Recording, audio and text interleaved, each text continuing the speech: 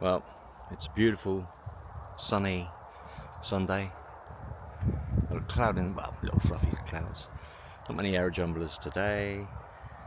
Just to be a sleepier day. And we didn't have a good day last night. We had some nice drinks, but then hog roast with everybody. But it got very windy at 3 o'clock, and the observer will notice that my gazebo has long since gone. It was ratchet strapped down, but it's not a very good one, a very strong one. That was that. So anyway, let's get to it. I probably have forgotten loads of cockpits and things like that, but I didn't get Steve Austin's lovely aircraft. Maybe I did. That is Buccaneer S2 from the back, so you can see it's been chopped off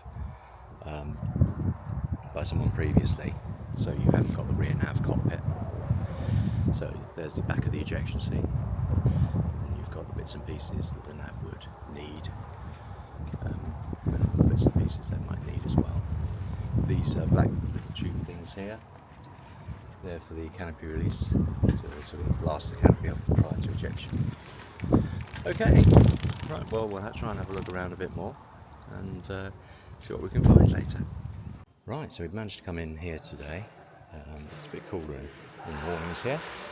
So this is a nice sort of a display of a Meteor NF14 cockpit rig. So I call these sort of quarter cockpits, people call them cockpit rigs. Quarter cockpit is effectively the windscreen, gun sight, stick, throttle, that sort of thing. So there's a lovely display there. Some of the people haven't arrived yet. This is a cracking display. I think it's Mike's. So he's very into Vanguards and VC10s and bits and pieces like that. So there's some really nice bits. Nice model there of the VC10, British Caledonian colours. He's another chap who gets all his avionics working, which is really good. There we are, I'm just walking into a panel. Hey, here I am now inside with a beautiful F-16 rig. A sort of quarter cockpit with the owner Ian Hodgkiss. Right, Ian, I've said your name, so you normally get people to introduce themselves. Hello. So we've done that. I've done that. Yeah, here I am. Right, okay. Here's my F-16 panel, some of which is real and some of which is made up because I don't have the money or the inclination to spend lots of bits. Oh, fair enough. We've got a made up head. Most of it's resin cast by a lovely bloke in the Netherlands who couldn't find a real one, so borrowed one, resin cast it, and then inevitably found a real one. Brilliant. Some instruments which are from F-16s, some bits which I've made and laser cut, a real panel, a real throttle, a real IFF, a not real left side, because apparently the left sides have stayed in through all the various middle-off upgrades and things. Wow. But the right-hand sides you can get. So I think that came from somewhere in Southeast Asia. Really? Bits have come from Norway, bits have come from the Netherlands, bits have come from France. It's a real stick, an empty transducer and some laser cut things.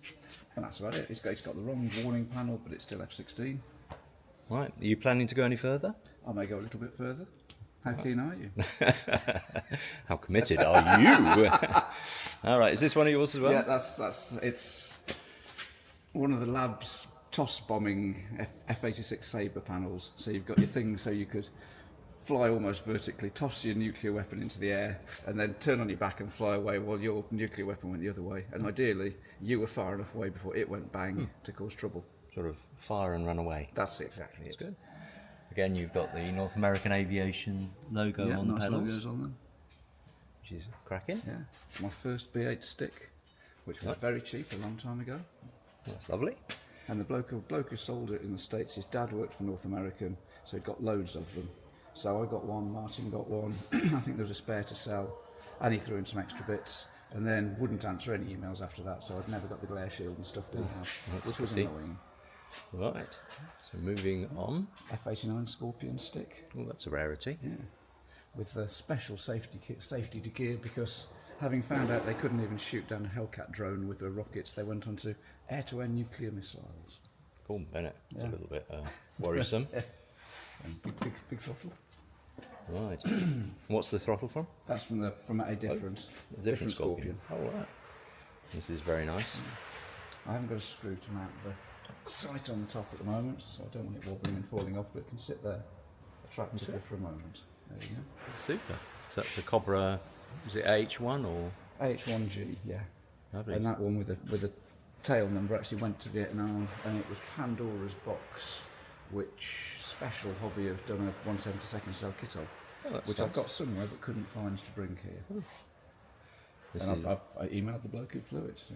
Oh, that's super. He sent me photos from Nam.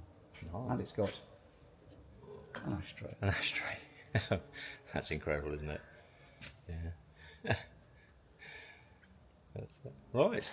Moving on, we'll quickly talk about your Anson Mark 1, which is a nice column. She used to have gun button down. So This one wouldn't, would it? Because this is the second pilot, which you could unbolt. Yeah.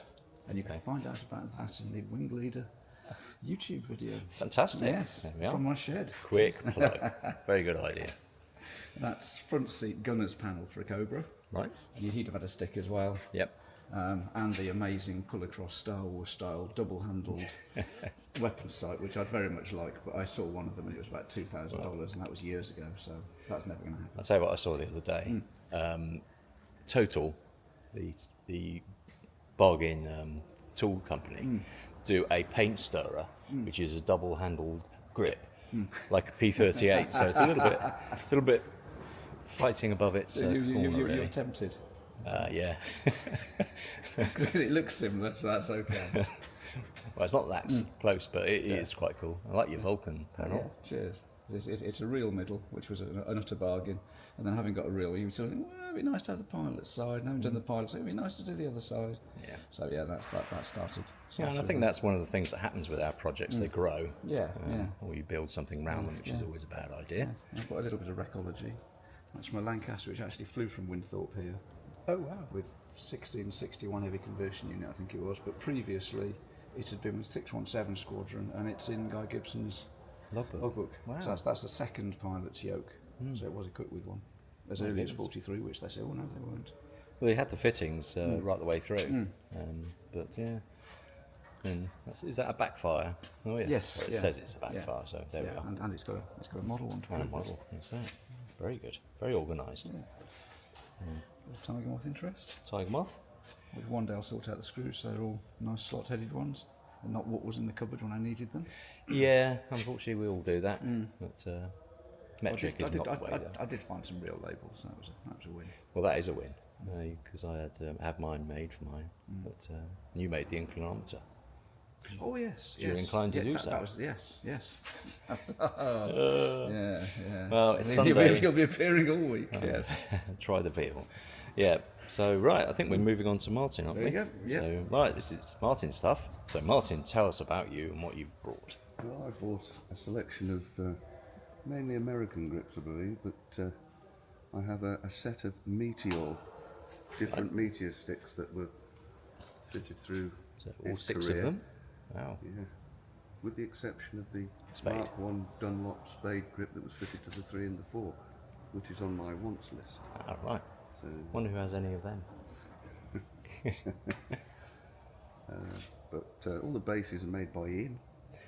I do like it these days. The cut And bases, they're fantastic. I think we just set them off really nicely. That Harrier grip here is from the first GR1 production model. Wow, that's nice. We've got the 731 with the serials match up and what have you, so it's quite a unique aeroplane. That's lovely. We'll probably do a feature on Ian and Martin at a later stage as well, so they can take through some of the other control columns and a little bit more. Probably do little shorts on them. The Tornadoes, starting from the GRs on the left, that's the GR1 and the GR4, and then the F3 and the F3 upgrade with the HOTAS setup. That is super. Oh, that's lovely. What got you into this? There we are, that's the... Oh, just a love of aviation. Yeah? And I think... Not dropped on your head on an aeroplane? No, not really. It's just something I've always had an interest in. Well, that's good. You know, and if there's one thing you really wanted for your collection, what would it be? probably a vigilante. Yes, it's a good choice. Very good choice. But, in fact, I'm going to ask Ian what started him off in this. I was well brought up. Well, yes. Well, that's right, indeed. Yeah. Yeah. Not when you were drinking last night, but anyway. No, well, no, that wasn't so well. That was your evil twin. No, I was just always surrounded by aviation type stuff and Brilliant. mechanical things, so you get carried away. Yeah. And what's the thing you would like the most? I'd like a late production B58 Hustler grip. That's the most exotic one. Oh well. I'd like a Sperry ball turret. Yep. You never know. Yeah. Some really nice little sugar daddy out in America might decide that Ian really needs a B58 and Martin really needs a vigilante, and I'd suddenly like you a get one. vigilante as well. If you got a pair, that'd be ideal. Oh yeah. Well, it's a novelty because most of the American grips look the same, and they just now and again made a different one, and that was the different one. And it's a really cool looking plane. Yeah. Brilliant. It could effectively let an air gauge from between its engines, couldn't it? Yeah, it certainly could. Strange thing. Smashing. Well, thank you very much, gentlemen, for talking to me. Thank you. Pleasure. We'll catch you later. Thank you. Sundays are traditionally very quiet days. I didn't really talk about the military vehicles, but there's lots and lots of military vehicles around here on display as well. You can see over there, lots of nice ones. Well, ladies and gentlemen, I hope you've enjoyed this quick canter through the wonderful world that is Cockpit Fest.